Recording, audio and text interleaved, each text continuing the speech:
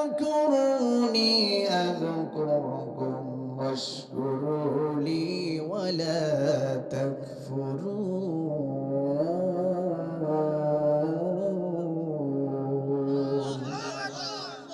আল্লাহ রাব্বুল আলামিন বলছেন তোমরা আমাকে স্মরণ করো। আল্লাহ পাক বলছেন বান্দা তুমি যদি আমাকে স্মরণ করো আমি আল্লাহ তোমাকে স্মরণ করব। আমার না শুকরিয়া আদায় করো না, কুফরি করবা না। যদি কুফরি করো আমাকে অস্বীকার করো, তুমি মানব জাতি শ্রেষ্ঠ জাতি হয়ে তুমি যদি আমার প্রশংসা যদি না করো, আল্লাহ রাব্বুল আলামিন বলছেন ইন্না আযাবি লাশাদীদ, অবশ্যই আমি বড় ধরনের শাস্তি তোমাদেরকে দেব। নাউযুবিল্লাহ। আমার ভাইয়েরা মা বোনেরা ভালো করে খেয়াল করবেন, হযরত মূসা পয়গম্বর আল্লাহ রাব্বুল আলামিনের পক্ষ থেকে প্রেরিত একজন রাসূল ছিলেন। কিতাব নাযিল হয়েছিল, তাওরাত কিতাব তিনি পেয়েছিলেন। চারটি গ্রন্থ, সব চাইতে চারটি গ্রন্থ হলো বড়, তাওরাত, জাবুর, ইনজিল, কোরআন। এই তাওরাত মূসা আলাইহিস সালাম তিনি যখন তুর সাইনাই যাইতেন, তুর পাহাড়ে যাইতেন, ওই তুর পাহাড়ে আল্লাহ রাব্বুল আলামিনের সাথে কথোপকথন তৈরি হয়ে যেত। সুবহানাল্লাহ। যখন কোনো মেসেজ প্রয়োজন, দ্বীনের দাওয়াতের কোনো কাজগুলো যখন প্রয়োজন, সাথে সাথে আল্লাহ রাব্বুল আলামিনের সাথে কথা বলার জন্য মূসা পয়গম্বর তুর পাহাড়ে যাইতেন। একদিন তিনি তুর পাহাড়ে যাচ্ছেন, প্রতিমধ্যে একজন বিকলাঙ্গ ব্যক্তি, হাত নাই পা নাই, এমন একজন ব্যক্তি রাস্তার পাশে তিনি গড়াগড়ি খাচ্ছেন। মূসা পয়গম্বরকে তিনি দেখলেন, দেখে বলেন মূসা তুমি আল্লাহর কাছে যাচ্ছ কথা বলার জন্য, প্রত্যেক দিনের মেসেজ তুমি প্রত্যেক দিন নিয়ে এসে বনি ইসরাইলে প্রচার করো, কিন্তু আমার হাত নাই পা নাই। আমার আল্লাহ রাব্বুল আলামিন আমাকে কি জন্য তৈরি করলো? আমি হাত দিয়ে কাজ করতে পারি না, পা দিয়ে চলাফেরা করতে পারি না। আগে যখন আমরা ঢাকা যাইতাম পাটুরিয়ার ঘাটে, অথবা আমরা যখন আরিসার ঘাটে যাইতাম, অসংখ্য মানুষ দেখতাম, কারো হাত নাই, কারো পা নাই, টায়ার দিয়ে বান্দা ওইভাবে করে করে মানুষের কাছে চাইতো, ভিক্ষা চাইতো। ভাই, ভিক্ষার প্রধান তদবির ছিল লা ইলাহা ইল্লাল্লাহ। মানুষ তখন বুঝে ফেলতো এর ভিক্ষা প্রয়োজন। কিন্তু মজার ব্যাপার হলো তৎকালীন সময় আমরা দেখেছি, এখনো আমরা দেখতে পাই হাত নাই পা নাই মানুষ গড়াগড়ি করে। তার কারণ হলো সে জানে যে ভিক্ষা ছাড়া আমার কাজকর্ম করার মতো কোনো যোগ্যতা নাই।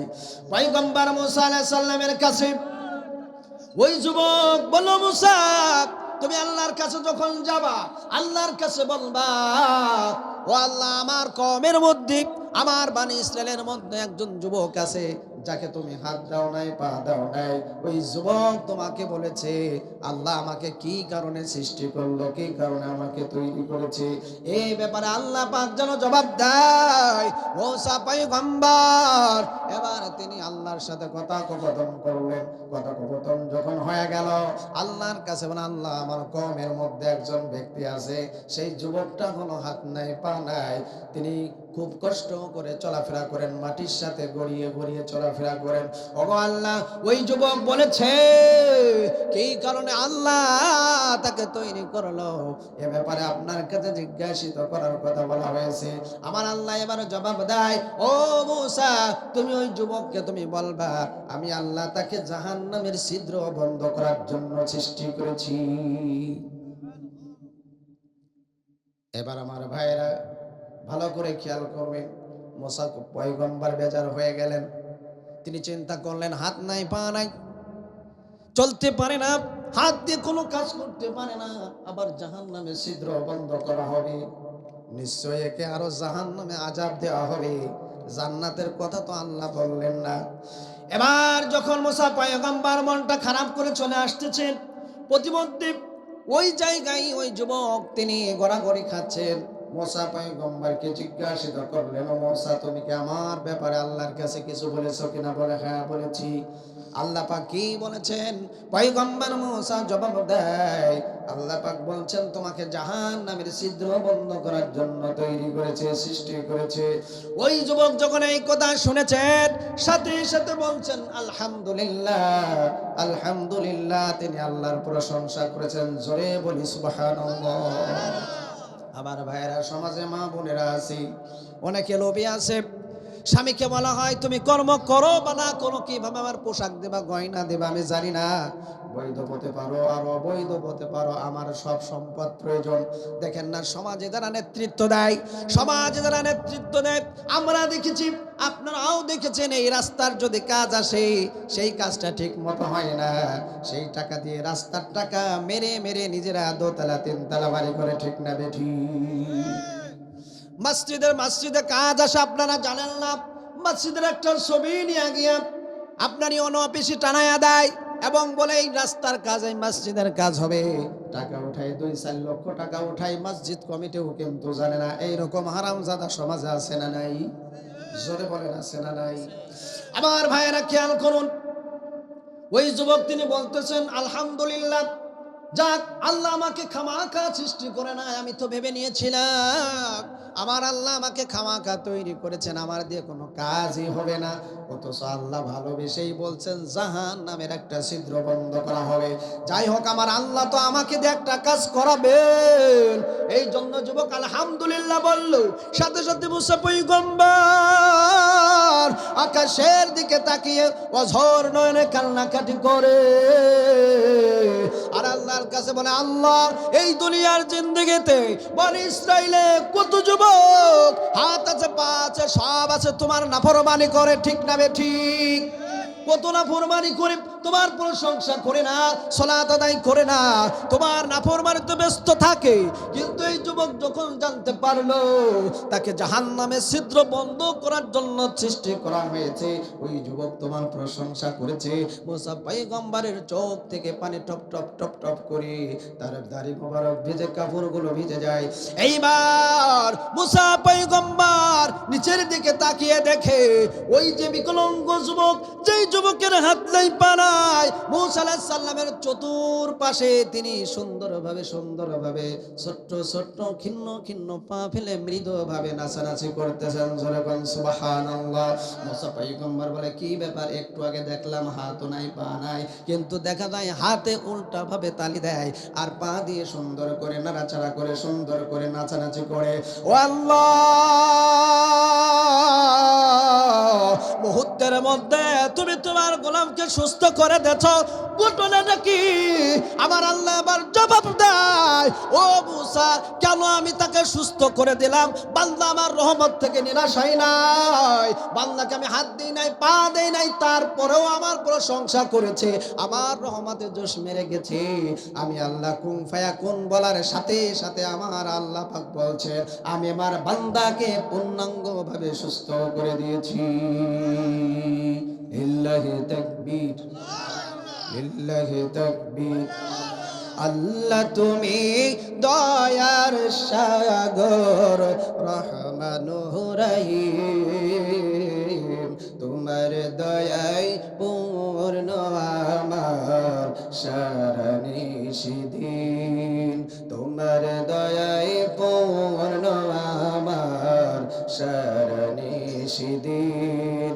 তুমি পার করতে মসল অভাব দুঃখী লোকে, তুমি পারো বিপদ থেকে বাঁচাতে মানুষের, ঠিক কিনা বলেন?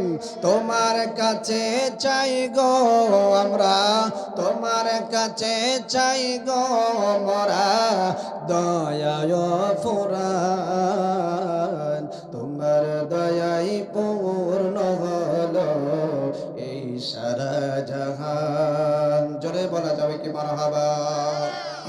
তাহলে খেয়াল করুন, ওই যুবক হাত নাই পা নাই, এই যুবক যদি আল্লাহর প্রশংসা করতে পারে, আমি যুবক, আমার হাত আছে, পা আছে, কথা বলতে পারি, সব কিছু ঠিক আছে, কিন্তু আমরা আল্লাহর প্রশংসা করতে পারি না, এর চাইতে কপাল পোড়ার হতে পারে না। ঠিক না বেঠিক? পয়গম্বর ইউনূস আলাইহিস সালাতু ওয়াস সালাম তিনি নবুয়াতি পেলেন একটি এলাকার জন্য। ইউনূস আলাইহিস সালাতু ওয়াস সালাম কি পাঠালেন, তুমি যাও ওই কওমের মধ্যে দ্বীনের দাওয়াত দাও। ইউনূস আলাইহিস সালাতু ওয়াস সালাম ওই কওমের মধ্যে দ্বীনের দাওয়াত দিচ্ছেন, আল্লাহর তাওহীদের বাণী দাওয়াত দিচ্ছেন, কিন্তু তার ওই দাওয়াত কেউ গ্রহণ করে না, কেউ পছন্দ করে না, তাদের ভালো লাগে না। ইউনূস আলাইহিস সালাতু ওয়াস সালাম তিনি ভাবলেন, হয়তোবা আমার দাওয়াত প্রসেসিং মতো হচ্ছে না, সঠিকভাবে হচ্ছে না। তিনি চিন্তা করলেন, না, এই এলাকায় আমি আর থাকবো না, অন্যত্র আর একটা এলাকায় গিয়ে আমি দাওয়াত দিব। আল্লাহর মেসেজ ছাড়া, সংবাদ ছাড়া, হুকুম ছাড়া ইউনূস আলাইহিস সালাতু ওয়াস সালাম মনে করেন এই একটা গ্রাম, একটা অঞ্চল, এখান থেকে চলে গেল জেনেদা শহরে, মেন টাউনে চলে গেল দ্বীনের দাওয়াত দেওয়ার জন্য। কিন্তু নবীরা আল্লাহর হুকুম ছাড়া এলাকা ত্যাগ করতে পারে? আল্লাহর হুকুম ছাড়া এলাকা ত্যাগ করতে পারবে না। কিন্তু আল্লাহর হুকুম ব্যতিরেই ইউনূস আলাইহিস সালাতু ওয়াস সালাম মনের ভিতর খারাপ লাগলো, হারে আমার এলাকার লোক আমার কথা শোনে না, হয়তো বা বাইরে গেলে মানুষ আমার কথা শুনবে। আমাদের সমাজে কিছু মান সম্মান, কিছু মান মর্যাদা, কিছু লোক আছে যাদের কি বাইরের এলাকাগুলো সম্মান দেয়, ইজ্জত দেয়, কিন্তু এলাকার মানুষ সম্মান দেয় না। অনেক মানুষ বলে যে বাড়ির ঘাস পালান, এখানে নাকি একটা কথা আছে, হ্যাঁ, এরকম একটা কথা আছে যে নিজের বাড়ির ঘাস পালানের গরু থেকে একটা শ্লোক আছে। সুতরাং এলাকার মানুষ এলাকার কারো দাম দিতে চায় না, কিন্তু বাইরে তার অনেক দাম আছে না নাই? আছে, আছে। ইউনূস আলাইহিস সালাতু ওয়াস সালাম ভাবলেন যে আমার মনে হয় দাওয়াতটা হচ্ছে না, আমি আর এই এলাকায় থাকবো না। তিনি চলে গেলেন। ইউনূস আলাইহিস সালাতু ওয়াস সালাম তার এলাকা ছেড়ে চলে যাচ্ছেন অন্যত্র। পথিমধ্যে একটা নদী বেঁধে গেল। এই নদীতে নৌকায় তিনি আরোহণ করেছেন। নৌকায় যখন আরোহণ করেছেন, সাথে সাথে আল্লাহ রাব্বুল আলামিনের অপছন্দ হয়ে গেল। আল্লাহ রাব্বুল আলামিন ওই নৌকা যে নদীতে ভাসমান হয়েছে, আল্লাহ পাক পানিকে উতাল পাতাল তৈরি করে দিলেন, ঝড় তৈরি করে দিলেন, প্রচন্ড বাতাস তৈরি হয়ে গেল। প্রচন্ড বাতাস যখন তৈরি হয়ে গেল, এরপরে নৌকা চতুর্দিকে এইরকম ঢুলতে লাগলো। এবার ওই নৌকার যিনি নাবিক ছিলেন, যিনি ড্রাইভার ছিলেন, তিনি বললেন, সর্বনাশ, প্রতিমধ্যে ঝড় এসে গেল। তার কারণটা কি? এই যে মুসিবত, এই যে বালা মুসিবত, এটা তো নিজের হাতের কামাই করা। আমি তো কোনো, আমার কাছে মনে হয় কোনো অন্যায় করি নাই। ওয়া আসাবাকুম মিন মুসিবাতিন ফাবিমা কাসাবাত আইদিকুম। জোরে বলি আল্লাহু আকবার। আল্লাহ পাক বলছেন, জমিনে জলে স্থলে যত বিপদ, যখন ঝড় দেখো, জলোচ্ছ্বাস দেখো না কেন, অনাবৃষ্টি খরা বৃষ্টি দেখো না কেন, বান্দা তোমাদের পাপের কারণেই কিন্তু হয়ে থাকে। এইবার নাবিক চিন্তা করলেন, অবশ্যই নিশ্চয় আমার এই নৌকার মধ্যে এমন একজন ব্যক্তি উঠেছেন যে তার মালিকের অনুমতি ছাড়া এলাকা ত্যাগ করতেছেন। এবার তিনি বললেন, কে আছো এই নৌকার মধ্যে? মালিকের অবাধ্য হইয়া এলাকা ত্যাগ করেছো, কে আছো? কেউ জবাব দেয় না। এবার হযরত ইউনূস আলাইহিস সালাতু ওয়াস সালাম বললেন, আমি আমার মালিকের অনুমতি ছাড়া আমি এলাকা ত্যাগ করেছি। নৌকার নাবিক, নৌকার ড্রাইভার মেনে নিতে পারে না, না, এত সুন্দর চেহারা, এত সুন্দর জুব্বা, এত সুন্দর পাগড়িওয়ালা, এত সুন্দর টুপি পরনেওয়ালা, সে তো মালিকের অনুমতি ছাড়া এলাকা ত্যাগ করতে পারে না, এটা বিশ্বাস হয় না। ইউনূস আলাইহিস সালাতু ওয়াস সালাম বললেন, অবশ্যই অবশ্যই, তার কারণ হলো আমি আমার আল্লাহর অনুমতি ছাড়া এলাকা ত্যাগ করেছি, তুমি বিশ্বাস করো। ওই নাবিক বলে, না না, বিশ্বাস হয় না। এবার লটারি করা হলো, একবার নয়, দুইবার নয়, তিনবার লটারি করা হলো। তিনবার লটারি করার পর তিনবার ইউনূস আলাইহিস সালামের নাম উঠলো। এবার নৌকার মালিক দেখলো লটারি তিনবার করেছি, এবার তাকে এই নৌকায় রাখা যাবে না, তাকে পানিতে ফেলে দিতে হবে। এইবার পানিতে ফেলবে, ফয়সালা কার? জোরে বলেন। ভাই, আমি খুবই ক্লান্ত, অরিজিনাল খুবই উইক। কেন জানেন? আমি গতকাল মাহফিল করে রাত 3টা, 3:30টায় বাসায় এসেছে, 2টা প্রোগ্রাম করি। আমি এই মাগুরা মেডিকেল সার্জন অফিসারকে আসার পথে বললাম যে আমার এই অবস্থা, আমার তো মনে হচ্ছে যে আমি কথাই বলতে পারবো না। তিনি আমাকে প্রেসক্রিপশন করে দিলেন অনলাইনে যে আপনি ওষুধগুলো খান, তারপরে আপনি কথা বলেন। প্রথম বলেন কথা বলাই যাবে না। সর্বনাশ, কয় কি এক জায়গায় আলোচনা করতে হবে। কিন্তু আসলে আমার খুব কষ্ট হচ্ছে। তারপর আপনারা আছেন, যদি একটু আওয়াজ দেন আমি ঘন্টাখানেক আলোচনা চালাবো, বলি ইনশাআল্লাহ। আওয়াজ দিবেন তো আমার ভাইয়েরা। আল্লাহ রাব্বুল আলামিনের পক্ষ থেকে ফয়সালা হয়ে গেছে। ইউনূস আলাইহিস সালামকে ধাক্কা মারা হলো।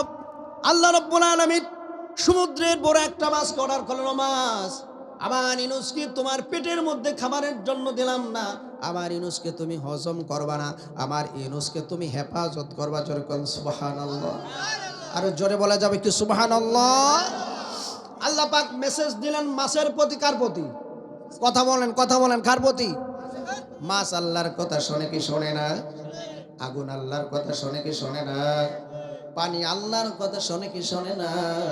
আমার ভাইরা, পানি কিন্তু আল্লাহর কথা শোনে, আগুনও আল্লাহর কথা শোনে। কিভাবে শোনে? হযরত ইব্রাহিম আলাইহিস সালামকে যখন তার পিতা এবং যখন নমরুদ তাকে আগুনের মধ্যে যখন ফেলে দেবে, তার কারণ হলো 2 মাস ব্যাপী খড়ি লাকড়ি গোছানো হলো, বড় বড় ডাকানা হলো, আগুন জ্বালিয়ে দেওয়া হলো। হযরত ইব্রাহিমকে আগুনের মধ্যে নিক্ষিপ্ত করা হবে। শাস্তির তীব্রতা বোঝানোর জন্য বড় বড় গর্ত খনন করা হলো। আগুনের তীব্রতার এত উঁচু পর্যন্ত হয়ে গেল। তাফসিরে মাঝহারি, তাফসিরে ইবনে কাসির, তাফসিরে বাইজাবি, তাফসিরে মারিফুল কোরআনের মধ্যে আছে প্রায় 2 কিলোমিটার পর্যন্ত আগুনের ধোঁয়াগুলো উঠতে লাগলো। পাখিগুলো উড়ে যেতে লাগলো, পুরে নিচেই পড়ে যেতে লাগলো। কিন্তু তারা শাস্তির তীব্রতার বোঝানোর জন্য, ইব্রাহিম আলাইহিস সালামকে ভয় দেখানোর জন্য এত বড় গর্ত খনন করলো। গর্ত খনন করার পর মজার ব্যাপার হলো, যখন তাকে আগুনে নিক্ষিপ্ত করা হলো, আল্লাহ পাক রব্বুল আলামিন সরাসরি আগুনের প্রতি ওহী নাজিল করলেন। জোরে বলেন সুবহানাল্লাহ। আল্লাহ পাক বলছেন, ইয়া নারু কুনি বারদান ওয়া সালামান আলা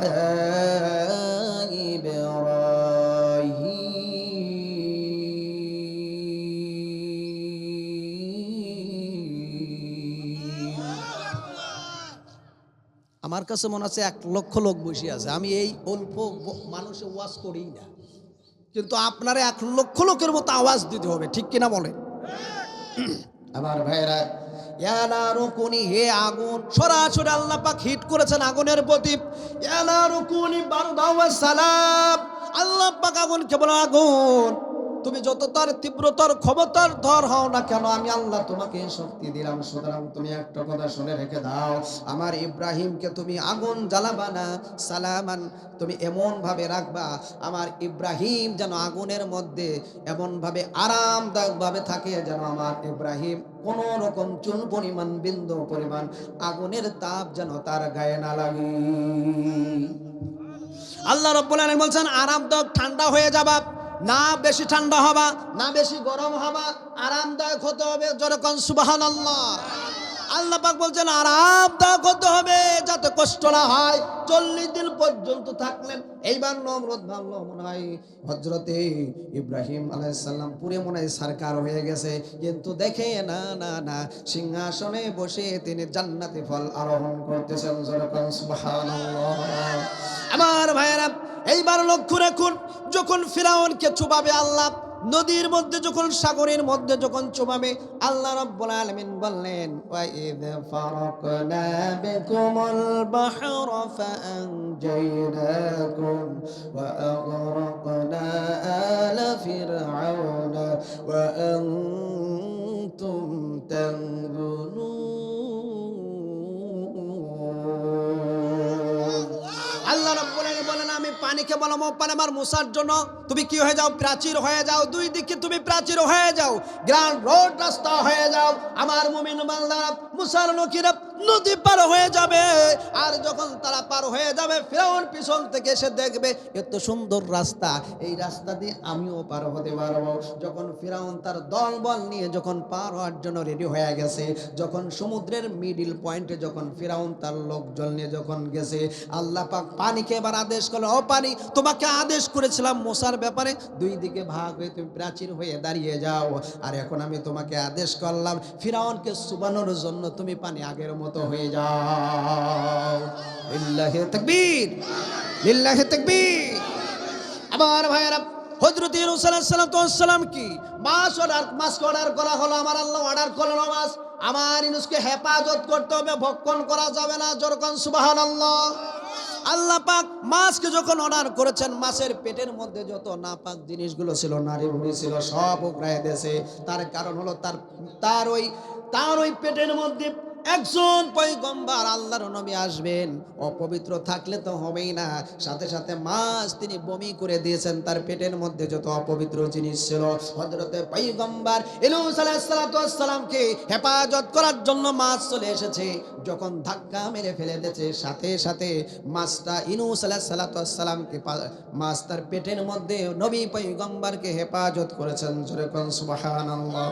একদিন নয়, দুই দিন নয়, 40 দিন পর্যন্ত আটলান্টিক মহাসাগর, প্রশান্ত মহাসাগর, নদী নালা, খাল বিল যত সমুদ্র থাক, 40 দিন সমস্ত সমুদ্রগুলো আল্লাহ রাব্বুল আলামিন মাছের পেটের মাধ্যম দিয়া ইউনূস আলাইহিস সালাতু ওয়াস সালামকে আল্লাহ রাব্বুল আলামিন দেখাইছেন সমুদ্রের তলদেশ। শুধু তাই নয়, সমুদ্রের মাছের পেটের মধ্যে ইউনূস নবী পয়গম্বর সিজদায় পড়ে গেছেন। সিজদায় পড়ে তিনি আল্লাহর প্রশংসা করতেছেন আর তিনি তাসবিহ ঝরতেছেন, লা ইলাহা ইল্লা আনতা সুবহানাকা ইন্নী কুনতু মিনাল জালিমিন। জোরে আল্লাহু আকবার। আকাশের ফেরেশতারা বলে আল্লাহ। সমুদ্রের তলদেশ থেকে তোমার নামের মহিমা শোনা যায়। এ যেন সমুদ্রের তলদেশ থেকে তোমার পবিত্রতা ঘোষণা করে, লা ইলাহা ইল্লা আনতা, আল্লাহ ছাড়া কোনো ইলাহ আছে নাকি? কথা বলেন, আছে নাকি? সুবহানাকা, এখানে আল্লাহ পাক ওয়ার্ড মিনিং ব্যবহার করেছেন প্রশংসা। মাছের পেটের মধ্যে ইউনূস আলাইহিস সালাম কার করেছেন? ইন্নী কুনতু মিনাজ জালিমিন, অবশ্যই আল্লাহ আমি আমার নিজের প্রতি জুলুম করেছি, অন্যায় করে ফেলেছি, তুমি আল্লাহ আমাকে ক্ষমা করে দাও। আল্লাহর দরবারে রহমতের ফেরেশতারা বলে, আয় আল্লাহ, মাছের পেটের মধ্যে যে পয়গম্বর আপনাকে ভুলে যায় নাই, মাছের পেটের মধ্যে পৃথিবীর আর কেউ কোনোদিন সেজদা দিবে না। ইউনূস আলাইহিস সালাম মাছের পেটের মধ্যে সেজদা দিয়েছেন, এই ইতিহাস আর কোনোদিন হবে না। আল্লাহ ইউনূস আলাইহিস সালামের জন্য স্পেশাল ভাবে মাছের পেটের মধ্যে সমুদ্রের তলদেশে সেজদা দেওয়ার সুব্যবস্থা করেছিলেন। জোরে কোন সুবহানাল্লাহ। মাছের পেটের মধ্যে যদি আল্লাহর তাসবিহ, আল্লাহর প্রশংসা যদি না করতেন, আবার আল্লাহ বলছেন, আমার আল্লাহ রাব্বুল আলামিন বলছেন, আমি আমার ইউনূসকে কিয়ামত পর্যন্ত মাছের পেটের মধ্যে রেখে দিতাম। যদি ইউনূস পয়গম্বর নবী তিনি মাছের পেটের মধ্যে আল্লাহকে বলে যায় নাই, আল্লাহর প্রশংসা করেছেন এবং বলেছেন, আল্লাহ আমি নিজেই নিজের প্রতি জুলুম করে ফেলেছি, আয় আল্লাহ তুমি আমাকে ক্ষমা করে দাও, তুমি ছাড়া কোনো ইলাহ নাই। সাথে সাথে আমার আল্লাহ রাব্বুল আলামিন 40 দিন পর হযরত ইউনূস আলাইহিস সালাতু ওয়াস সালামকে মাছের পেট থেকে রক্ষা করেন। জোরে বলেন সুবহানাল্লাহ। ফাস্তাজবানা له ونجيناه من الغم وكذلك ننجي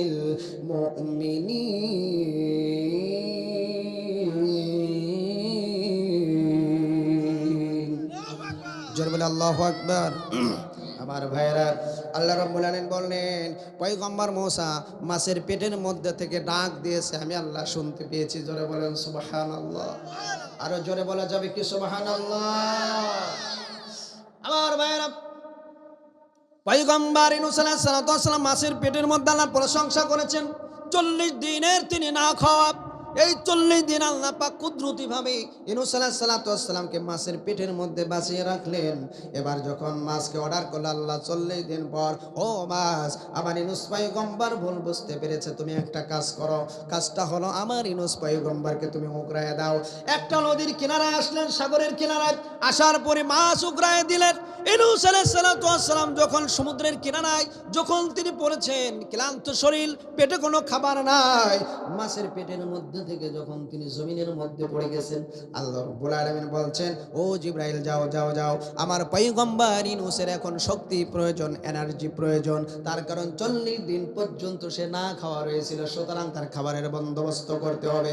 আল্লাহ জান্নাতুল ফেরদাউস থেকে একটা বীজ তিনি পাঠিয়ে দিলেন, যাও এই বীজটা নিয়ে যাও, এই বীজ বীজটা নিয়া আমার পয়গম্বর ইউনূসের হাতে দাও। আমার ইউনূস পয়গম্বর বরকতি হাত দিয়া যখন মাটির মধ্যে যখন রোপণ করবে বীজটা, সাথে সাথে বীজ থেকে গাছ হয়ে যাবে। গাছ হওয়ার সাথে সাথে ফল ধরে যাবে। ফল ধরার পর ওই ফল সে খাবে, সাথে সাথে তার ক্লান্ত দূর হয়ে যাবে। যেরকম সুবহানাল্লাহ। জিবরাইল আলাইহিস সালামের মাধ্যমে আল্লাহ একটা বিসি দিলেন, বিসি সেটা হলো কদুর বিসি। কিসির বিসি? জোরে কোন, জোরে হলো না। কদুর বিসি কেন দিল, এটা হলো মূল পয়েন্ট। সাদের লাউ বানাইলো মোরে ডুগডুগি, মমতাজ আপাই গান কিন্তু গাইতো, সংসদেও কিন্তু গাইতো। পলায়নের কথা আমি কব না। আল্লাহর নিয়ামত পাবার পর প্রশংসা না করে সাদের লাউ বানাইলো মোরে ডুগডুগি। পৃথিবীতে একটা মাত্র খাবার, একটা মাত্র গাছ যার পাতাও খাওয়া যায়, ফলও খাওয়া যায়, ডুগাও খাওয়া যায়। জোরে কোন সুবহানাল্লাহ। আরো আস্তে কোন সুবহানাল্লাহ। বউরা যেন না শুনে ফেলে। হয়তো অনেকের বউ এখানে আসতে পারে, সুবহানাল্লাহ উরি আল্লাহ বড় হুজুর হয়ে বলেছে। আমার শরিয়াতের যদি বিধান থাকতো, মহিলাদেরকে সামনে নিয়ে আপনাদেরকে পর্দায় রাখতাম। কারণ আমার মা বোনরা অনেক এসেছেন, আমি দেখেছি। আপনারা যে এখানে আছেন, এই যে এলাকায় যখন চুরি হয় না, যখন চোর রাতের আধারে আসে, কয় বাপ বেটা তো এত বেগে চিল্লা দেন, এলাকার লোকের ঘুম ভেঙে যায়, ফালা ওঠে, লুঙ্গি যেখানেই থাক ন্যাংটাই দৌড় দেয়। তার কারণ চোর গরু চুরি করে নিয়ে চলে যাচ্ছে। আর 2, 4, 5 জন 10 জন যদি চিল্লা দেয়, আর এক গ্রাম থেকে শোনা যায় কি ব্যাপার, কি ঘটলো রে, ওদিক বলে চোর ধরা পড়েছে। কিন্তু আমরা এই জায়গায় যাই হোক 10 জন না, এখানে বেশ কয়েকজন লোক আছে, কিন্তু আল্লাহর নাম নিতে লজ্জা হচ্ছে। নতুন বউ কবুল করানো যায় না। কেন? কারণ ও জানে এই জায়গায় আমার ভদ্রতা দেখাতে হবে। তারপরে শুধু ভদ্রতা না, এ তো অভদ্রতা। কয় তোমার মার যদি পাতে ভাত দাও, আমি কিন্তু তোমার বাড়িতে যাব না। তুমি গুলশানে নিয়ে যাও, ঢাকা মিরপুরি নিয়ে যাও, না হলে জিনেদা শহরে নিয়ে আমারে রাখো, তা নাহলে কিন্তু আমি তোমার সাথে এই যে চললাম বাপের বাড়ি, আমি কিন্তু আসবো না। তখন মর্জে মুজাহিদ স্বামী তখন কয় এতিম আর কি করা, চলো আমরা আপাতত জিনেদাই যাই। মা বাবার পাতে ভাত দেয় না। তার কারণটা কি? কারণ হলো যে যত নেকা হয় সে শত সন্ত্রাসী হয়। কথা বলে না? নেকা শয়তান সবচাইতে বড় শয়তান। একজন সন্ত্রাসী সে জানে যে এলাকায় ত্রাস সৃষ্টি করে, জানে, কিন্তু কিছু লোক আছে গোপনে গোপনে পিন লাগায়, এ কিন্তু বড় সন্ত্রাসী। কথা বলে না? এরা হচ্ছে মুনাফিক। এরা কি? মুনাফিক। আবার ভাইরা, কদুর বিচি আনা হলো, কদুর বিচি। এই কদুর বিচি যখন আনা হলো, ইউনূস আলাইহিস সালাম তার বরকতি হাত দিয়া মাটিতে যখন রোপণ করেছেন, সাথে সাথে মাটি ফেটে গাছ হয়ে গেছে। যেরকম সুবহানাল্লাহ। গাছ হওয়ার সাথে সাথে ফুল, ফুল থেকে ফল, ফুল থেকে যখন ফল হয়ে গেছে, এবারে দেখা গেল ফল হওয়ার সাথে সাথে হযরত ইউনূস আলাইহিস সালাম জিবরাইলকে জিজ্ঞাসা করেন, এখন আমি কি করব? এবার জিবরাইলের প্রশ্নের জবাব ইউনূস আলাইহিস সালাম বলতেছেন, কি করবেন শোনেন। ইউনূস আলাইহিস সালাম কি জিবরাইল আমিন বললেন, আপনি এখন একটা কাজ করবেন, সেটা হলো এর ডুগা খাবেন, এর ফল খাবেন। আপনি যদি এর ফল যদি খাইতে পারেন, তাহলে কখনো পেট খারাপ হবে না, এনার্জি হবে, শরীর অসুস্থ হবে না, আপনি সব সময় ভালো থাকবেন, আপনার হেলথ ভালো থাকবে। সুতরাং এই যে জান্নাতি ফল হলো কদুর বীজ, এই কদু জান্নাতি ফল আল্লাহ রাব্বুল আলামিন দিয়েছেন। সুতরাং কদু যদি কেউ খায়, জীবনে তার কখনো অসুখ হওয়ার সম্ভাবনা নেই। জোরে বলেন সুবহানাল্লাহ। আমার ভাইরা, কিন্তু ইউনূস আলাইহিস সালাম একটা কথা আপনারা লক্ষ্য রাখবেন, ইউনূস আলাইহিস সালাম মাছের পেটের মধ্যে, আরো জোরে বলেন কার, একটু জিকির করে লা ইলাহা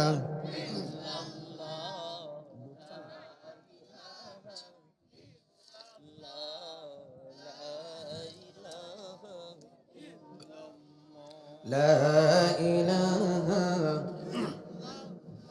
যখন আজরাইল আসিয়া নিবে প্রাণ কারিয়া, দিবে না থাকতে এ ধরার পর, সময় থাকতে নামাজ রোজা ধর ওরে মন, সময় থাকতে আল্লাহর কোরআন পড়। জোরে বলেন মারহাবা। ওরে মন বলো রে, মুমিন না হলে কবরে গেলে ফেরেশতারা পিটাবে হাতুড়ি দিয়ে, ঠিক কিনা বলেন? মুনকার নাকির আসিবে সল জবাব করিবে, মুনকার নাকির আসিবে সল জবাব করিবে, দিবে না থাকতে আরামে কবরের ভিতর। ওরে মন সময় থাকতে আল্লাহর কোরআন পড়, ওরে মন সময় থাকতে নামাজ রোজা ধর, ওরে মন সময় থাকতে সঠিক পথ ধর। জোরে জোরে বলেন মারহাবা। আমার ভাইরা, পবিত্র গ্রন্থ কুরআনুল কারীমের সূরাতুল আম্বিয়ার মধ্যে 107 নম্বর আয়াতে কারিমায় আল্লাহ রাব্বুল আলামিন বলছেন, ওমা আরসালনাকা ইল্লা রাহমাতাল লিল আলামিন।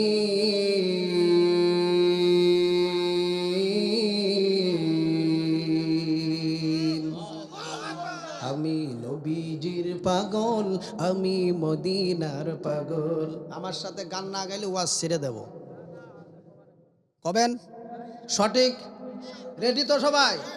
আমি মদিনার পাগল, আমি নবীজির পাগল, আমি মদিনার পাগল, আমি নবীজির পাগল।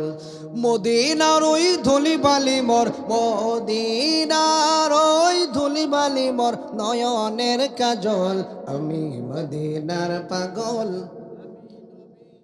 আরো জোরে, আমি মদিনার পাগল, আমি নবীজির পাগল, আমি মদিনার পাগল। আমার মনে নবী নবী, দুই চোখে মদিনার ছবি, আমার মনে নবী নবী,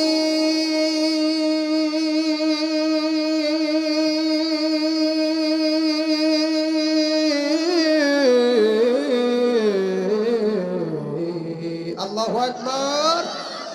আমার মনে নবী নবী, দুই চোখে মদিনার ছবি, নবীর প্রেমে দিতে পারি, নবীর প্রেমে দিতে পারি জীবনের সকল। আমরা মদিনার পাগল, আমরা মদিনার পাগল, আমরা নবীজির পাগল। দয়াল নবীর সালাম দরুদ আমার রোগের প্রতিষেধক, দয়াল নবীর সালাম দরুদ আমার রোগের সকল ওষুধ, দয়াল নবীর সালাম দরুদ,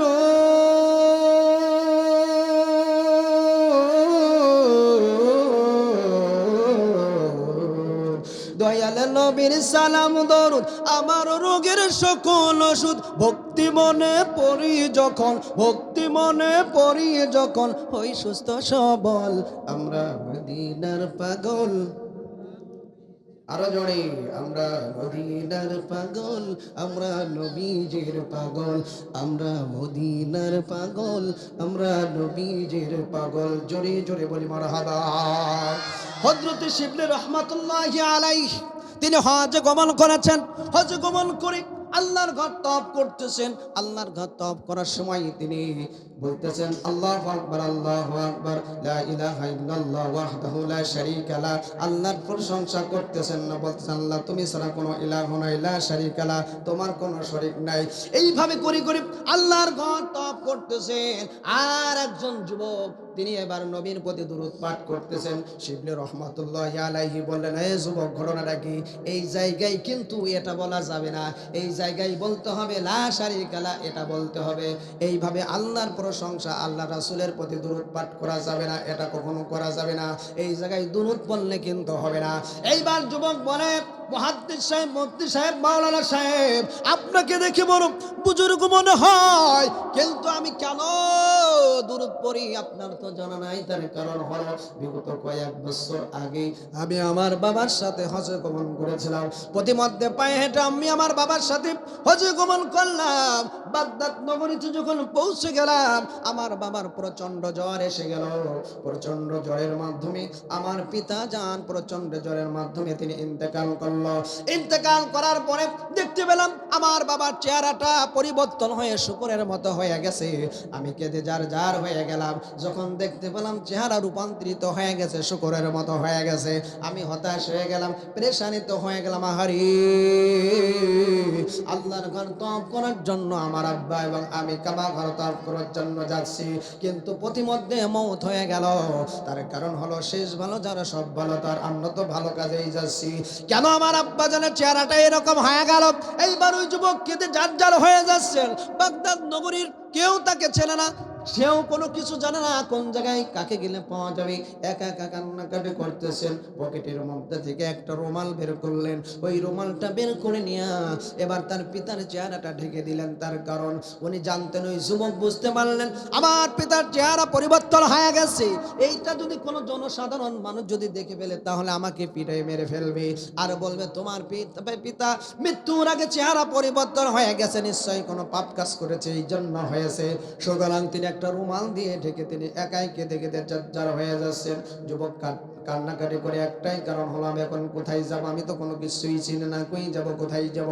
আমার বাবা জান পৃথিবীর জমিন থেকে বিদায় নিয়ে চলে গেল। হারে, এইভাবে করে কাঁদতে কাঁদতে যখন গহীন রজনী যখন হয়ে গেল, এই গহীন রজনী যখন হয়ে গেল, গহীন রজনীর সময় তিনি স্বপ্নে দেখতেছেন কে যেন সুন্দর পাগড়ি, এরপরে জুব্বা পরিধান করে তসবিহ হাতে নিয়া, সুন্দর নুরানি চেহারা নিয়া ওই যুবকের সম্মুখে হাজির হয়ে গেছে। জোরে বলেন সুবহানাল্লাহ। যুবক কিন্তু স্বপ্নের মাধ্যমে দেখতেছেন একজন পাঞ্জাবিওয়ালা, টুপিওয়ালা, পাগড়িওয়ালা, তাসবিহওয়ালা, তিনি হেঁটে হেঁটে তার বাবার কাছে আসলেন। আসার পর ওই যুবক জিজ্ঞাসিত করতেছেন, আপনি কে? এত সুন্দর চেহারা, আপনাকে তো কোনোদিন আমি দেখি নাই। এইবার তিনি জবাব দিচ্ছেন, তুমি তো আমাকে কখনো দেখবা না। তার কারণ হলো আমি সাধারণ মানুষ নই, আমি হলাম মদিনাওয়ালা, কামলিওয়ালা, মুহাম্মাদুর রাসূলুল্লাহ সাল্লাল্লাহু আলাইহি ওয়াসাল্লাম। এইবার ওই যুবক বলে, আপনার তো মদিনায় থাকার কথা, মদিনার কবরে আপনার থাকার কথা, আপনার বাগদাদ নগরে কেন আসা? এইবার জবাব দেয় ও যুবক, তার কারণ আমি কেন এসেছি শোনো। তোমার পিতা দৈনন্দিন জীবনে আমার প্রতি মহব্বত করে ভালোবেসে 300 বার দরুদ পাঠ করতেন, আর এই দরুদটা ট্রান্সফার করার জন্য আমার রওজা মুবারকে আনার জন্য সদা একজন ফেরেশতা সবসময় নিয়োজিত থাকতেন। সন্ধ্যার আগমন যখন এসে যেত, ফেরেশতা আমার কবরে প্রত্যেকটা দিন 300 দরুদ ও সালাম আমার কবরে পৌঁছিয়ে দিত। জোরে বলেন সুবহানাল্লাহ। আর জোরে বলা যাবে কি সুবহানাল্লাহ? এইবার যুবক বলতেছে, আমার আব্বা জান আপনার প্রতি 300 বার দরুদ পাঠ করেছেন, আর ওই দরুদের আমলটুকু আপনার কবরে রওজা মুবারকে পৌঁছে দিয়েছেন, কিন্তু আপনি জানলেন কিভাবে যে আমার পিতা ইন্তেকাল করেছেন? এইবার জবাব এসে যায়, ও যুবক, আজকে ফেরেশতা ঠিকই আমার রওজা মুবারকে গেছে, কিন্তু দুরূদ ও সালাম নেই নাই। আমি জিজ্ঞাসিত করলাম ঘটনাটা কি, আজকে কেন দুরূদ ও সালাম আমার ওই পাগল উম্মত পড়ে নাই? এইবার জবাব আসে, হে রাসূল, আপনার ওই পাগল উম্মত বাগদাদ নগরে তাজ ইন্তেকাল করেছে, সন্ধ্যার আগমনে তারা হায়াত শেষ হয়ে গেছে, মওত হয়ে গেছে। আজ আপনার প্রতি দুরূদ ও সালাম পাঠ করতে পারে নাই। মজার ব্যাপার, বিধানক ঘটনা হলো, ওই যে আপনার পাগল উম্মত মারা যাবার পর তার চেহারা বিকৃতি হইয়া শুকরের মতো হয়ে গেছে। সে বিপদের মধ্যে বাগদাদ নগরীতে আছে রাসূল, আল্লাহর রাসূল। এবার তিনি বললেন, ও ফেরেশতা, যে উম্মত আমাকে ভালোবেসে মহব্বত করে দৈনন্দিন জীবনে 300 বার দরুদ পাঠ করতে পারে, আর আমার সেই উম্মত বাগদাদ নগরীতে বিপদের মধ্যে আছে, আর আমি নবীজি মদিনায় শুয়ে থাকবো, এটা হতে পারে না, এটা হতে পারে না। আমার নবীজি এবার ওই যুবককে বলে, যুবক, আমি যখন জানতে পারলাম তোমার পিতা কষ্টের মধ্যে আছে, বাগদাদ নগরীতে চেহারা পরিবর্তন হয়ে গেছে, আমি নবীজি ধৈর্য ধারণ করতে পারি নাই। আমি নবীজি আমার রওজা মুবারক থেকে তোমার পিতাকে বাঁচানোর জন্য, চেহারা পরিবর্তন করার জন্য, আমি নবীজি আমার মদিনাতুল মুনাওয়ারা রওজা মুবারক থেকে তোমার পিতাকে বাঁচানোর জন্য আমি বাগদাদ নগরে রাসূল চলে এসেছি। আল্লাহর নবীজি তার মুখের উপর থেকে রুমালটা সরালেন, পকেট থেকে আর একটা রুমাল, জান্নাতে একটা রুমাল দিয়ে মুখটা সুন্দর করে মুছে দিলেন, সাথে সাথে পূর্ণিমার চাঁদের মতো উজ্জ্বল হয়ে গেছে। সকাল হয়ে গেল, স্বপ্ন দেখতেছেন যুবক, এটা কিন্তু স্বপ্নের কথা বললাম, তার কারণ হলো হযরতে ওমর, হযরতে আবু বকর, হযরতে আলী রাদিয়াল্লাহু তাআলা আনহু রাসূল ইন্তেকাল করলেন, পৃথিবীর জমিন থেকে বিদায় নিয়ে চলে গেছেন। বিদায় নেবার পর হযরতে আলী রাদিয়াল্লাহু তাআলা আনহু তিনি স্বপ্ন দেখতেছেন রাসূল নামাজ পড়াচ্ছেন মসজিদে নববীতে। নামাজ পড়ানোর পর সালাম ফেরানো হয়ে গেল, একজন বৃদ্ধ মহিলা এক টুকরি খেজুর নিয়ে চলে আসলেন। খেজুর নেওয়ার পর খেজুর গরম রাসূলের হাতে দিলেন, আর বলেন, ওগো রাসূল, এই খেজুরগুলো আপনি নিজে খাবেন আর সাহাবীদের মধ্যে বিলিয়ে দেবেন, দোয়া করবেন যাতে করে খেজুরের ফসল আমার ওই বাগানের খেজুরে ভালো ভালো ফল হয়, বেশি উৎপাদন হয়, রাসূল আপনি দোয়া করবেন। কিন্তু আমার ভাইয়েরা, আমার বন্ধুগণ, আমার মা বোনেরা, ভালো করে খেয়াল করুন, আল্লাহর নবীজি ইন্তেকাল করেছেন, হযরতে আবু বকর ইন্তেকাল করেছেন, কিন্তু খলিফার মসনদে বসা হযরতে ওমর, হযরতে আলী তিনি স্বপ্নে দেখতে দেন রাসূল নামাজ পড়াচ্ছেন আর খেজুর তিনি খাচ্ছেন। কিন্তু যখন সকাল হয়ে গেছে, মসজিদে নববীতে যখন না জানা হয়ে গেল, ঘুমটা ভেঙে গেল, দৌড়ে হযরতে আলী নামাজ পড়ার জন্য মসজিদে নববীতে গেলেন। এইবার মসজিদে নববীতে যাবার পর দেখতে পেলেন আসলেই রাসূল নামাজ পড়ায় না, নামাজ পড়ায় হযরতে ওমর। এরপরে ওমর নামাজ পড়াচ্ছেন, ঠিকই সকাল যখন হয়ে গেছে, একজন বৃদ্ধ মহিলা এক টুকরি খেজুর নিয়ে এসে হাজির হয়ে গেছে, এসে বলতেছেন, আমিরুল মুমিনিন, এই খেজুর আপনি পানাহার করবেন, খেজুর আপনি খাবেন, সাহাবীদেরকে দেবেন। হযরতে ওমর নিজে সর্বপ্রথম খেজুরটা নিলেন, খাইলেন, এরপরে এক একটা করে এক একজনকে একটা একটা করে খেজুর তিনি বিলি করলেন, অনেকগুলো খেজুর ঝুড়ির মধ্যে রয়ে গেল। হযরতে আলী বলতে দেন, ভাই ওমর, হে আমিরুল মুমিনিন, অনেক খেজুর তো আছে, আমাকে একটা খেজুর দেন। এবার হযরতে ওমর বলেন, না না, একটার বেশি তোমার খেজুর দেব না, তার কারণ গত রাতে তুমি স্বপ্নে দেখেছো রাসূল তোমাকে একটা খেজুর খাওয়াইছে, আল্লাহর নবীজি আমাকে একটা খেজুর স্বপ্নে যুগে খাওয়াইছে। জোরে কোন সুবহানাল্লাহ। আল্লাহ রাব্বুল আলামিন বলছেন, ইন্নাল্লাহা ওয়া মালাইকাতাহু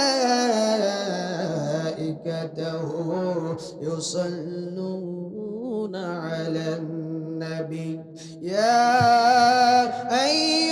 আইয়ুহাল্লাযীনা আমানু সাল্লু আলাইহি ওয়া সাল্লিমু তাসলিমা। এ কথা কার? আরো আসতে বলেন কার? আরো আসতে বলেন কার? আমাদের বাঙালিরা উলট পালাট বাঙালি, যদি কয় আসতে কয় জোরে, যদি কয় ডান দিকে যাও চলে যায় বাম দিকে, তাই না? বাপ যদি কয় স্কুলে যা চলে যায় তাসের ঘরে, বাপ যদি কয় ভালো করে প্রাইভেট পর পাবজি গেম নিয়ে বসে যায়, আছে না নাই? আছে। যখন বলি আসতে তখন কয় জোরে, যখন কয় জোরে তখন কয় আসতে। এখন আল্লাহ যদি কিয়ামতের ময়দানে বাঙালিদেরকে ধরে বলো, বাঙালি যাও তুমি জান্নাতে যাও, আমার মনে হয় বাঙালি উল্টো দিকে ফিরে জাহান্নামে যাবে নাকি? সব সময় তো উল্টো চলে, ঠিক না? আবার ভাইরা খেয়াল করুন কোরআনের প্রতি, ইন্নাল্লাহ, নিশ্চয় আল্লাহ, ওয়া মালাইকাতাহু, ফেরেশতা নয়, ইউসাল্লুনা আলান নাবিয়্যি, আমার নবীর প্রতি আমার আল্লাহ দরুদ পড়ে, ফেরেশতারাও দরুদ পড়ে। জোরে কোন সুবহানাল্লাহ। আল্লাহ পাক মেসেজ দিলেন, ইয়া আইয়ুহাল্লাযীনা আমানু, ওহে তোমরা যারা ঈমান এনেছো, ঈমানের দাবিতে সত্যবাদী, তোমাদের দায়িত্ব এবং কর্তব্য হলো আমার নবীর নাম শোনার সাথে সাথে তোমাদের উপর দরুদ পড়া ওয়াজিব হয়ে যাবে, ঠিক কি না? আপনার নামাজ আছে, রোজা আছে, হজ আছে, যাকাত আছে, সব আছে, সারা রাত জেগে জেগে আপনি তাহাজ্জুদের সালাত আদায় করেছেন, কিন্তু দুরূদ পাঠ করেন নাই, আল্লাহ আল্লাহর কসম আপনার দোয়া কবুল হবে। কথা বলেন কবুল হবে নাকি? রাসূলকে ভালো না বাসলে আল্লাহকে পাওয়া যাবে না, রাসূলের অনুসরণ না করলে আল্লাহকে পাওয়া যাবে না, রাসূলের ইত্তেবা না করলে আল্লাহকে পাওয়া যাবে না। রাসূলের পথ হলো জান্নাতি পথ, আল্লাহর পথ হলো জান্নাতি পথ, ঠিক না ঠিক? রাসূল আমার ভালোবাসা, রাসূল আমার আলোর আশা, রাসূল আমার প্রেম বিরহের মূল আলোচনা, রাসূল আমার কাজে কর্মে অনুপ্রেরণা। জোরে বলা যাবে কি মারহাবা? আমার ভাইয়েরা, দেব যুবক স্বপ্ন দেখতেছে তার পিতার যখন সকাল বেলায় তার পিতার মুখের উপর থেকে রুমালটা টান দিয়েছেন, এইবার দেখতে পেলেন বিগত রাতে যে স্বপ্ন দেখেছে অবিকল তার পিতার চেহারা পূর্ণিমার চাঁদের মতো ধবধবা উজ্জ্বল হয়ে গেছে। এইবার তিনি চিন্তা করলেন, যাক আমার পিতার চেহারাটা পরিবর্তন হয়ে গেল, কিন্তু আমার পিতার জানাজার ব্যাপারে কিভাবে কি করা যায়, কিভাবে গোসল দেব। এইবার যখন চতুর্দিকে ফর্সা হয়ে গেল, হয়ে যাওয়ার পর এইবার যুবক খেয়াল করে দেখে চতুর্দিক থেকে অসংখ্য যুবকেরা, অসংখ্য মুসল্লিরা তার পিতার জানাজা পড়ার জন্য রওনা শুরু করে দিয়েছে। চতুর্দিক থেকে শুধু লোক আসতেছে। এইবার ওই যুবক জিজ্ঞাসিত করলেন, কি ব্যাপার? আমি মাইকিং করি নাই, প্রচার করি নাই, তোমরা কিভাবে জানলে? কি কারণ, ঘটনাটা কি? কিভাবে জানলে যে আমার পিতা মারা গেছে? এইবার মুসল্লিরা জবাব দেয়, হে যুবক, যখন আমরা ফজরের সালাত আদায় করে মসজিদ থেকে যখন বের হওয়ার পর আমাদের কর্ণকুহরে কে যেন বলে যায়, ও মুসল্লিরা, আল্লাহর প্রেমিকেরা, খবরদার তোমরা বাড়িতে যাবা না, আগে তোমরা বাগদাদ নগরীতে চলে যাও। ওই এলাকায় আমার এক প্রিয় বান্দা, আমার এক প্রিয় হাবিব, আমার এক প্রিয় বন্ধুর প্রেমিক, আমার রাসূল, আমার হাবিব, আমার বন্ধুর পাগল এক বান্দা, পাগল এক উম্মত বাগদাদ নগরীতে পড়ে আছে, মারা গেছেন। সুতরাং তার জানাজায় তোমরা শরীক হয়ে যাও। যদি জানাজায় শরীক হয়ে যেতে পারো, যারা আজকের এই জানাজায় শরীক হয়ে যাবে তাদের পিছনের সমস্ত গুনাহগুলো আমি আল্লাহ মাফ করে দিব। আমরা এসেছি তার কারণ হলো আমাদের কর্ণকুহরে ঘোষণায় করা হলো, আমরা স্থির থাকতে পারলাম না, দলে দলে তোমার পিতা দ্বারা জানাজায় শরীক হওয়ার জন্য আমরা চলে এসেছি। এই জন্য আমার ভাইয়েরা ভালো করে খেয়াল করবেন, আল্লাহ রাব্বুল আলামিন বলছেন, তোমরা যদি আদর্শে যদি অনুপ্রাণিত হতে চাও, কার আদর্শ তোমরা অনুসরণ করবা? লাকাদ কানা লাকুম ফি রাসূলিল্লাহি উসওয়াতুন হাসানা। জোরে বলা যাবে কি আল্লাহু আকবার? পৃথিবীতে মানুষের আদর্শ অনুসরণ করলে ঠকে যাবেন, রাসূলের আদর্শ অনুসরণ করলে জিতে যাবেন, ঠিক না বেঠিক? দুনিয়ায় স্বার্থের জন্য সকলেই ভালোবাসি। আমি ওয়াজ করতে এসেছি, আমার টাকা না দিলে আমি কিন্তু ওয়াজ করব না। কথা বলে না? এই তাবারক যদি না থাকতো এখানে লোকই পাওয়া যেত না। তাবারক আছে, দোকানের লোক আছে, বাইরে লোক আছে, যারা ওয়াজ শোনে নাই এদের পাওয়ার আরো বেশি। এরা 2 প্যাকেট করে নিয়ে ধান্দা করে বসে দাঁড়ায় আছে বাইরে বিভিন্ন জায়গায়। তাবারক যখন দেওয়া হবে, যারা ওয়াজ শোনে নাই এরা 2 প্যাকেট করে নিয়ে যাবে, 100% কোনো সন্দেহ নাই। বাম হাত দিয়ে নেবে, ডান হাত দিয়ে নেবে। আর যারা ওয়াজ শুনেছে এরা কিন্তু 1 প্যাকেটের পাগল, আর ওয়াজ না শোনা পাটি 2 প্যাকেটের পাগল। কথা বলেন। আমার ওয়াজের অভিজ্ঞতা 17টি বছর। যেখানে যাই মানুষ মনে করে মনে হয় হুজুরের খাদেম। এখন যদি আমার জুবাইর ভাই আমার সাথে যায়, ও চেহারা দেখো নেও মাল, এইখানে মনে হয় প্রধান বক্তা, কিন্তু আমারে দেখে বলে না, ফেসে মারি খেয়ে গেছে, এর প্রধান বক্তা মানাই যায় না। এই জন্য আমি সবার সঙ্গে খুবই কম নেই, খাবারও দিতে চাই না। এরকম অনেক ঘটনা আছে। যখন জানতে পারি ইনি হলো প্রধান মেহমান, করে হুজুর কিছু মনে করবেন না, ভুল হয়ে গেছে। তার কারণ আপনি হায়েটে মারি খাইছেন, চেয়ারাই মারি খেয়ে গেছেন, কিন্তু ওয়াজে মারি খান নাই। কোন সুবহানাল্লাহ। আমার ভাইরা, আল্লাহ রাব্বুল আলামিন বলছেন, ওয়া মা আরসালনাকা ইল্লা রাহমাতাল লিল আলামিন। এই ঘটনাটা বলে আমি শেষ করে দেব। একটু আলোচনা চলবে কি চলবে না? আমি দেখেছি অসংখ্য যুবক ভাইয়েরা এই মাহফিলে না এসে দোকানে বিভিন্ন আনাচে কানাচে বাসের জারের মধ্যে খালি মোবাইল এইরকম সালাসার গেম খেলে এইরকম। আবার হাত যদি লেগে দেয়, শয়তান কয়েছে হাত যদি লেগে দেয় খুন্তা দিয়ে দিলাম 2 কেন, ওই লোকের ভিতর ভরিয়ে খুন্তা ভরে এইরকম টিপাটিপি করবা। কিন্তু যুবক ভাইয়েরা মোবাইলে টিপতে যদি হাত লেগে যায়, জায়গা মতো টিপতে পারবা না। কথা কয় না? আমি কি ভুল বলেছি? খারাপ বলেছি? তার কারণ হলো আপনি যে মোবাইল নিয়ে কি দেখেন। ইন্নামাল আমালু বিন্নিয়াত, বুখারী শরীফের প্রথম হাদিস আমল করে এবার পেঁয়াজ লাগাবো পেঁয়াজের মৌসুমে। স্কুলের ছাত্ররা, কলেজের ছাত্ররা লেগে যায় মাঠে ময়দানে, 25 দিন 30 দিন কাজ করার পর একটা মোবাইল কেনে অ্যান্ড্রয়েড সেট, ওর ভিতর মনে হয় কোরআন তেলাওয়াত শোনে, খালি ন্যাংটা ন্যাংটা ছবি আর বিভিন্ন ধরনের গান বাজনা দেখে পড়াশোনায় মন বসে না। মা বাবা বারবার তাগিদ দেয় প্রাইভেটে যা, সন্তান কয় যাইতে পারবো না, ভালো লাগে না। আর সমাজের মধ্যে আমাদের মতো যুবকেরা কিছু আছে, তারা বলে আমাদের দেশটা ধ্বংস হয়ে গেল, বেধর্মীরা হিন্দুরা খালি চাকরি পায়, মুসলমানরা চাকরি পায় না।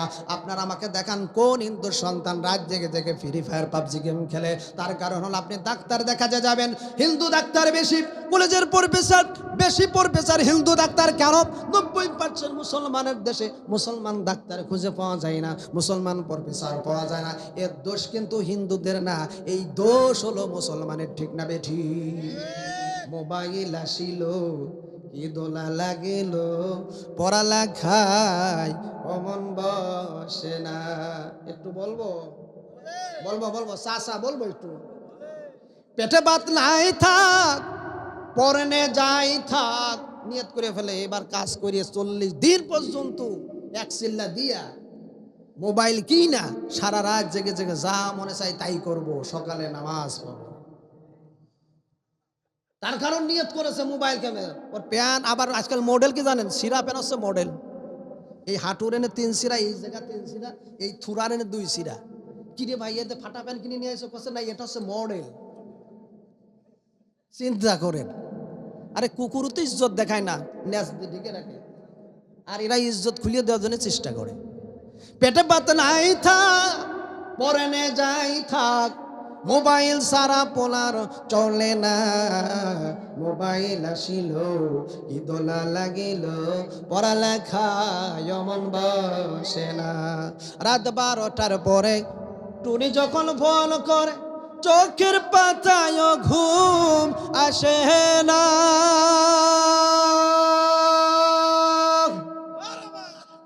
সারা রাত জাগিয়া ফোনে কথা বলিয়া ফজরে ঘুমতে সোনার ভাঙ্গে না। মোবাইল আসিল কি দোলা লাগিল, পড়ালেখায় অমন বসে না। ঠিক না বেঠি? আমার মনে হয় যুবক ভাইরা বেজার হয়ে গেছে নাকি? যুবক ভাইরা কি বেজার হয়েছ নাকি? না না, আল্লাহর কাছে তোমাদের মান মর্যাদা বেশি। তার কারণ একটা কথা শুনে রাখবা, একজন বিরুদ্ধ যদি 1 মাস জেগে জেগে যদি তাহাজ্জুদের সালাত আদায় করে, আর একটা যুবক যদি একটা রাত জেগে যদি 2 রাকাত সালাত আদায় করতে পারে, আমার রাসূল বলেছেন ওই বিরুদ্ধ 1 মাস জেগে জেগে যতটুকু সওয়াব ইনকাম করতে পেরেছে, একজন যুবক একটা রাতে জেগে 2 রাকাত সালাত আদায় করলে তার চাইতেও বেশি সব ওই যুবকের আমলনামায় আল্লাহ পাক লিখে দেয়। মজার ব্যাপার হলো বৃদ্ধরা জান্নাতে যাবে না, বৃদ্ধ মা বোনেরা জান্নাতে যাবে না, 40 বছরের মা বোনেরা জান্নাতে যাবে না। জান্নাতে যারাই যাবে তারাই 33 বছরের যুবক যুবতী হবে। জোরে কোন সুবহানাল্লাহ। তাহলে আমার আল্লাহ বলছে, যুবক তোমার ইবাদত আমি পছন্দ করি, তুমি তো আমার ইবাদত করবা, আমার গোলামি করবা। দিন কায়েমের জন্য, দিন প্রতিষ্ঠার জন্য, ইসলাম প্রতিষ্ঠার জন্য তুমি আপ্রাণ চেষ্টা চালাবা। আর যদি আপ্রাণ যদি চেষ্টা চালাতে পারো, যুবক এবং যুবতী তোমরা যদি দিনের জন্য, ইসলামের জন্য যদি কাজ করতে পারো, আল্লাহ রাব্বুল আলামিন ঘোষণা করেছেন, যুবকেরা রেডি হয়ে যাও, পৃথিবীর 10 সমান জান্নাত তোমাদের জন্য আমি আল্লাহ রিজার্ভ করে রেখে দিব। মালিক তুমি জান্নাতে, তোমার পাশে আমার একটি ঘর বানিয়ে দিও। মারহাবা বলে যাকে শেষ করে দেই ভাই, আর চলবে না। কি কয় চালান বলে, কি গাড়ি নাকি যে তেল ভরলাম আর চলবে? ভালো লাগতেছে। কয় মিনিট চলবে কোন দেখি? 5-7 ঘন্টা বলে কি ভাই? ঠিক 12টার মধ্যে সব কমপ্লিট হয়ে যাবে। হ্যাঁ ভাই, ইনশাআল্লাহ। আমার ভাইয়েরা, আমি বলতেছিলাম আল্লাহ রাব্বুল আলামিন বলছেন, ওয়া আরসালনাকা ইল্লা রাহমাতাল লিল আলামিন, আমাদের নবী হলেন রহমত। এতে কোনো সন্দেহ আছে নাকি? আমার দিকে খেয়াল লুকমি কোন এই চাচা তাবারক দেব নাকি আপনার? চাচারে তাবারক দিয়ে ঠান্ডা করবো নাকি? আমার দিকে খেয়াল করেন আমার ভাইয়েরা, ভালো করে খেয়াল করবেন। মজার ব্যাপার, মজার একটা ঘটনা বলে শেষ করে দেব, ঘটনার কোনো শেষ নাই। বুখারীর বর্ণনায় প্রথম অধ্যায় আছে, জাবির ইবনে আব্দুল্লাহ রাদিয়াল্লাহু তাআলা আনহু, তার পিতা হযরত জাবের রাদিয়াল্লাহু তাআলা আনহু উহুদের ময়দানে শাহাদাত বরণ করেছেন। তিনি পৃথিবীর জমিন থেকে বিদায় হয়ে চলে গেছেন। সংসারের দায়িত্ব এসে গেল জাবির ইবনে আব্দুল্লাহর প্রতি। জাবির ইবনে আব্দুল্লাহর প্রতি যখন দায়িত্ব এসে গেল, 6টা বোন ছিল আর 2টা ভাই ছিল, মোট হলো 8 জন, আর তাকে ধরে হলো 9 জন। এই যে 9 জনের সংসার চালাতে গিয়ে অসংখ্য কষ্ট হয়ে যায়, কিভাবে কি করব। কিন্তু তার পিতা হযরতে আব্দুল্লাহ জীবিত অবস্থায় পৃথিবীর জমিনে থাকতে ইহুদিদের কাছ থেকে অসংখ্য দিনার ধার নিয়েছিলেন, অর্থ সম্পদ ধার নিয়েছিলেন, কর্জে হাসানা নিয়েছিলেন। ইহুদিরা তারা বারংবার জাবির ইবনে আব্দুল্লাহর কাছে এসে বলে, ও জাবির, তোমার পিতার কাছে আমরা অনেক কিছু পাবো, টাকা পয়সা অর্থ করি পাবো, আমাদেরকে সেই টাকাগুলো অর্থগুলো তুমি দিয়ে দাও। জাবির ইবনে আব্দুল্লাহ বলে, আজকে দিতে পারবো না, অমুক দিন আসবা। সেই দিন যখন আসে বলে, না আমি তো জোগাড় করতে পারি না। এইভাবে করে ঘোরাতে লাগলেন। ঘোরানোর পরে বার তার বিবি, তার স্ত্রী জাবির ইবনে আব্দুল্লাহর স্ত্রী বলেন, প্রাণের স্বামী, আপনি প্রত্যেকটা দিন ফিরাই আপনি তাদেরকে ফিরাইয়া দেন, কিন্তু একটা কাজ করলে কিন্তু ভালো হবে। বলে, কি কাজ? আপনি এই বিষয়টা রাসূলের কাছে যদি বলতেন, অবশ্যই রাসূলের একটা বিধ বের করতে পারতো, অবশ্যই রাসূলের একটা দিক নির্দেশনা আপনাকে দিতে পারে। সুতরাং আপনি একটা কাজ করবেন, আপনি এশার সালাত আদায় করবেন নবীজির পিছনে। এশার সালাত আদায় করার পর নবীজির কাছে আপনি কথাগুলো বলবেন, দিনার যে আপনার পিতা দিনা রেখে গেছেন এই কথা বলবেন, ঋণ রেখে গেছেন এই কথা আপনি বলবেন। অবশ্যই রহমত